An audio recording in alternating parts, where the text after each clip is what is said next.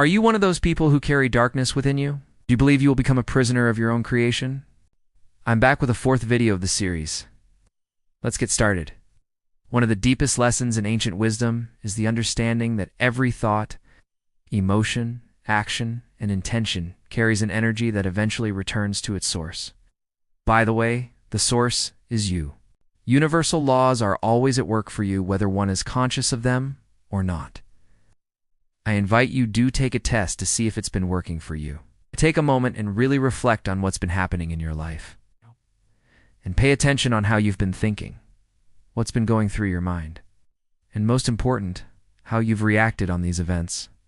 I have another series of videos that I go in way more details on this subject. Let me give you an example. I've personally always questioned whether revenge is necessary in this world. People who are consumed by bitterness, envy, hatred, deception, manipulation, or cruelty may already be living inside the very prison they created within themselves. Have you ever asked yourself this question about the media? Are TV news personalities even aware that they may be pushing destructive agendas and false news into our world? And are they aware that billions of people react to it in a very negative way, destroying our true way of life, which should be peaceful? Or are they simply too busy these days, with all the negative news being handed to them, to go deeper and question what they are reading to us? Maybe they don't even have a clear way of knowing what the truth is anymore. Where does this piece of news actually come from? Who gives it to them? Who decided this was the story we needed to hear today? And have they really had the time to fact-check it on a deep level before presenting it to millions of people as truth? Now, do people believe the news affects your inner world and then eventually manifests outwardly into your relationships, your peace, your health, your destiny, and affects the quality of your existence? For better or worse, a person may smile outwardly while carrying chaos inwardly, but no one escapes the law of cause and effect. Ancient wisdom reminds us that the outer world is a mirror of the inner state. A soul filled with poison cannot create harmony for long. Eventually the mask cracks. Eventually the hidden becomes visible. Eventually the energy they project returns to them, multiplied through the patterns they themselves set into motion. This is why the wise do not waste their spirit seeking revenge. But then again, who decides who is wise and who isn't? Don't you think revenge binds your energy to the very darkness you are trying to escape? It chains your mind to lower vibrations and keeps your soul trapped in cycles of anger and emotional warfare, giving no time to help in healing yourself and others around you.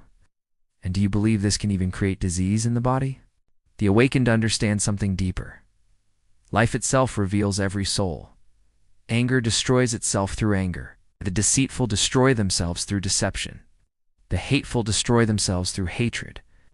The selfish isolate themselves from true love. The spiritually blind sabotage their own path while believing they are harming others. And this is why inner alchemy matters. To me, inner alchemy means taking the heavy stuff inside us, the anger, the pain, the resentment, the fear, and learning how to turn it into wisdom, strength, peace, and something that no longer controls us. Ancient wisdom teaches us that the greatest victory is mastery over oneself, to remain centered while surrounded by chaos, to protect your peace instead of feeding conflict. That is a tough call, isn't it? Which one is right for you? Is it to defend the rights of the people, to continue fighting against governments? Or is it to ask whether maybe they are doing this on purpose, to pull us off our spiritual path, the real journey we should be on? Maybe that's the part we don't talk about enough. I'm not saying we should close our eyes. I'm not saying we should ignore suffering. I'm not saying we should pretend nothing is wrong in this world. But I am asking this. How much of my life am I willing to give to the darkness before I become part of the same energy I say I'm trying to expose? Because if I wake up every day angry, if I speak every day from fear, if I share only warnings, collapse, corruption, enemies, and doom, then what am I really creating? There is a difference between being aware and being consumed. There is a difference between preparing and panicking. There is a difference between seeing darkness and letting darkness become the center of your universe. Because the moment darkness becomes the center, even your fight against it still revolves around it. As I wrote this, a thought popped in my head. Maybe that's the trap. Maybe the real truth for the TV news is getting us to hand over our peace, our joy, our health, our attention, and stop us from using our creative powers. Can you see how this will absolutely distract us from discovering who we are inside? So yes, question things. Yes, look deeper. Yes, use discernment. But don't let fear become your teacher forever. Don't let darkness become your identity. Don't give your power away to the very thing you say you're trying to expose. How will we ever be able to create a new, conscious, peaceful earth if we are always arguing about who's right and who's wrong? Are we too far gone to transmute pain into wisdom, betrayal into discernment, and suffering into spiritual strength? Not because weakness accepts evil, but because wisdom understands that becoming darkness in order to fight darkness only spreads more darkness into the world. This will be controversial, I know. Today, many souls are exhausted because they have been carrying resentment for decades, carrying battles within their spirit long after the moment has passed. Your energy is sacred, correct? And so is your mind, right? Is your spirit sacred too? If yes, then why are we handing over our power to the news? Are we sure the people giving us the news on TV know that what they are reading to us is true or not? Is it not time to create a different path? One where we rise above reaction and step into conscious, peaceful, solution-oriented creation? Because not all warriors are here to fight with swords, arguments, or anger. Some warriors are quiet. Some warriors heal rooms without saying much.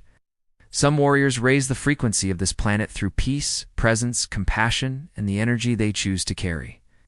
And maybe those quiet warriors are doing a kind of work that the fighting warriors may not understand yet. But one day, I believe we will understand. Do not hand your inner kingdom over to people who have not yet conquered themselves.